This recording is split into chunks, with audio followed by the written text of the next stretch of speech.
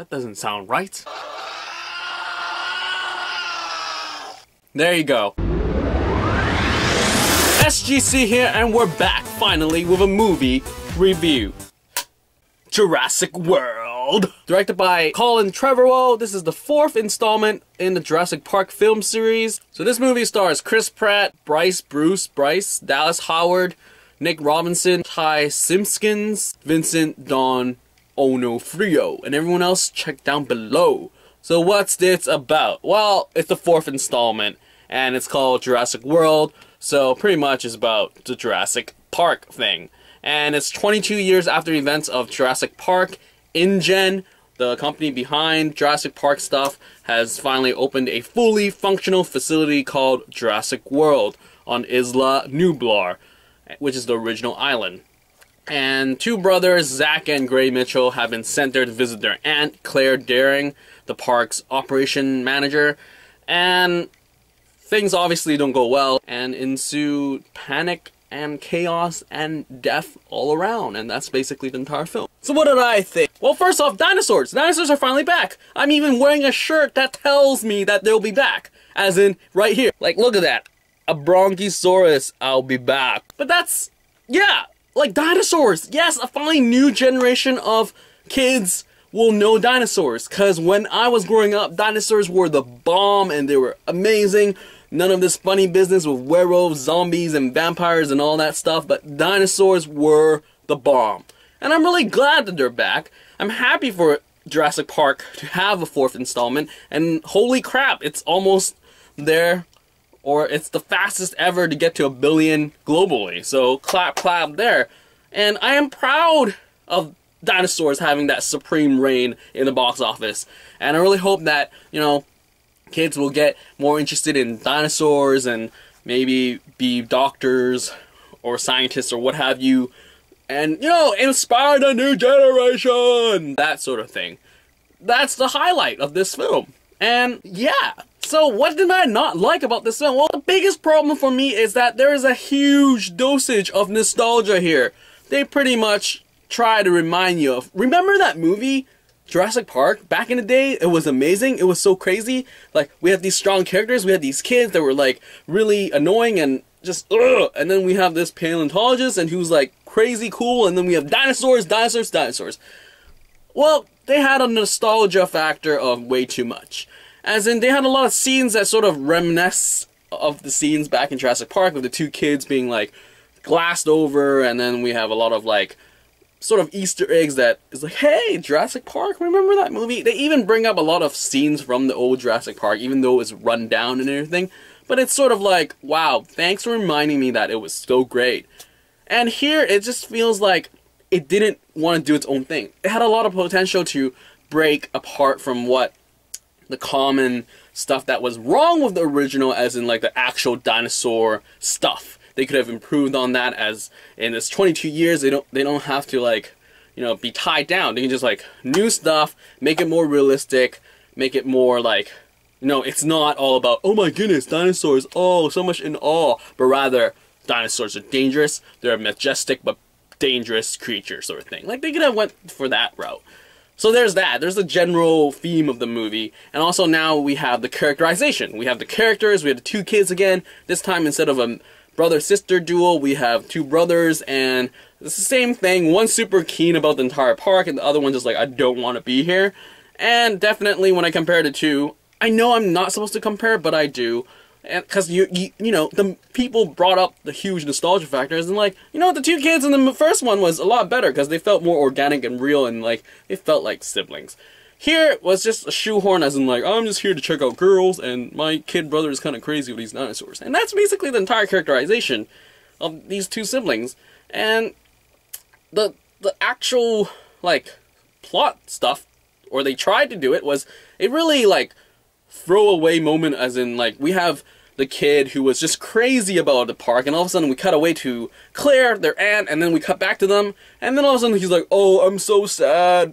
Mom and Dad are gonna get a divorce, cry, cry, cry, and then that never brings up again. Like, that really pulled me out of the immersion, as in like, yes, I get these two have these like weird relationship I'm fine with that. I bought that, but then that really jarring, like, I'm crying, really was just, And there's a lot of moments throughout the film for me where it just pulls out the immersion. Like the heels thing, like Claire all of a sudden, she loses her heels or something, and then when just epic moment of the movie comes up, like the climax of the thing, she has her heels on. It totally goes like, huh?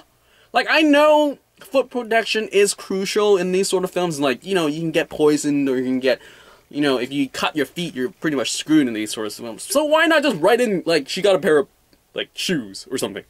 Rather, we throw away her heels, and then for some reason, they magically come back. That sort of stuff. And also, one huge tidbit for me is that there was no real thrills throughout the film. I felt that Chris Pratt's character, who is a Navy SEAL soldier, got this down, locked down. He can take care of himself. He can save everyone around him.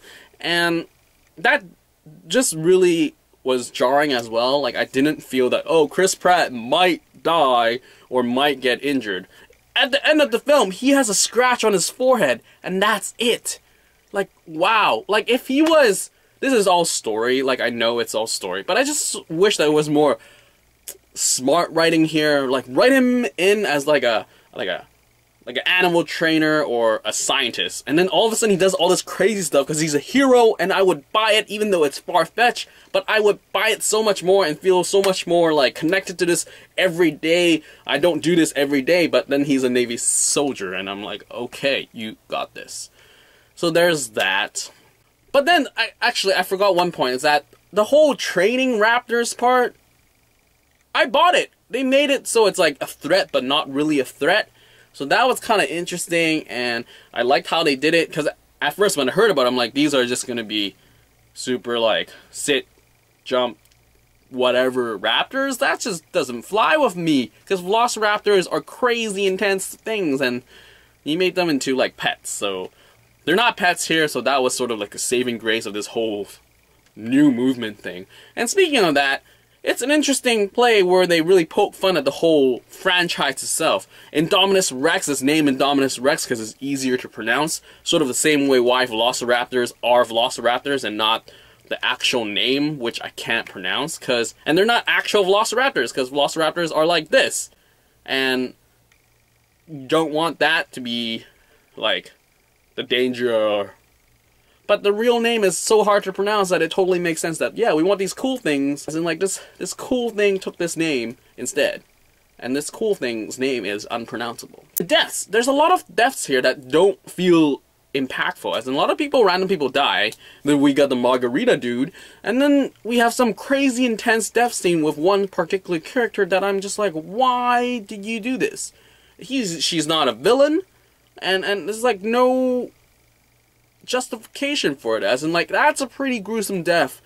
Usually saved for people that, you know, you hype them up and you, like, make the audience hate them, and you're like, yeah, that's a great death, like, he deserved it. But there was, like, nothing.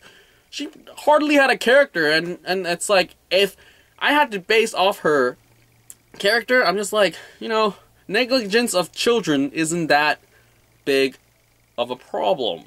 I mean, not big enough for her to deserve that sort of style. All in all, this film has been enjoyable in the sense where it is a revisit to the dinosaur world, and I totally dig that. But overall, the film could have done so much more with the potential, as in, like, you know, you didn't have to, like, acknowledge the first 3 films. They didn't even acknowledge 2 and 3 anyway, so why bother trying to stick, you know, remind people of how great the first one was? Rather, you could have met a good potential. And another thing is that Colin Trevorrow directed Safety Not Guaranteed, and from what I read online is that Spielberg saw that and went like, yep, this is the guy for Jurassic World. And I get it, because the guy wrote an indie film, and it was great for characterization, and it was great characters, but what happened here? And I think this is like a trend in Hollywood, where people sign up indie directors who's great with a limited budget, limited cast, and they have great writing and great characters, but when you shove them into a huge budget thing where a lot of execs have a lot of, like, power, they can't sort of do their magic. That's what attracted people to them in the beginning. So, I really hope that whoever directs the next one, you know, focuses on the characters more and maybe make lines that sound like people would say. And make the whole male-female thing, hero thing, like, more equal, maybe.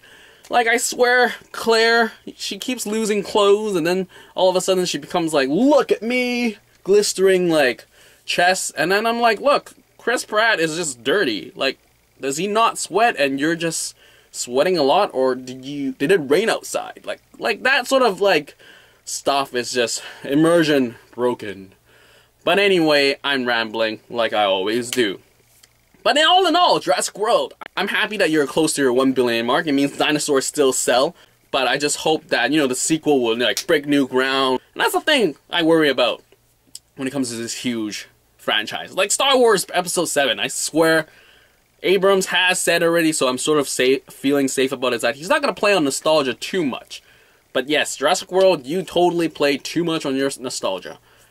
But all in all, dinosaurs are welcome back. I totally take you over vampires, zombies, and all those other fancy, you know, things that people love nowadays. Anyway, that's it for what I gotta say for Jurassic World. If you have seen Jurassic World, leave your comment down below, and I'll get back to you as soon as possible. And that's it for this movie review for Jurassic World. Out!